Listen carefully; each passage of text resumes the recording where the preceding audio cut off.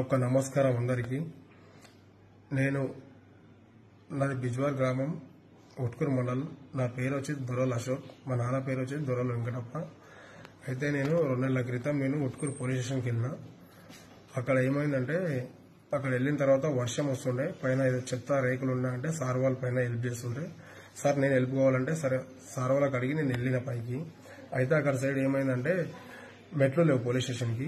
మెట్లు లేకుంటే సుమ పైన పైకి వెళ్ళినా. నేను వెళ్తే మా స్నేహితుడికి నేను మొబైల్ ఇచ్చిన. ఇవ్వడం వల్ల ఏమైందంటే ఒక వీడియో తీసిండు, నేనే తీయమని చెప్పిన.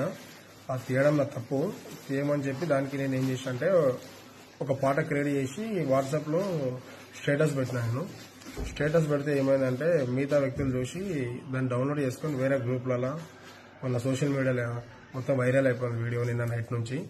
అయితే నేను చెప్పేది ఏంటంటే, నేను చేసేదైతే తప్పు, కానీ ఇలాంటి వీడియోలు మాత్రం ఎవరు కూడా తెలిసి తెలియక ఇది అయింది. మరి తెలిసి తెలియక కూడా ఎవరు కూడా ఇలాంటివి చేయకండి. నేను చేసినట్టు తప్పైపోయింది, నాదొక తప్పే. ఎవరి ఫోన్లన్నా ఎవరి గ్రూప్లలో ఇలాంటి వీడియోలు ఇంకేమైనా ఉంటే డిలీట్ చేయాలని చెప్పేసి నేను మనస్ఫూర్తిగా కోరుతున్నాను.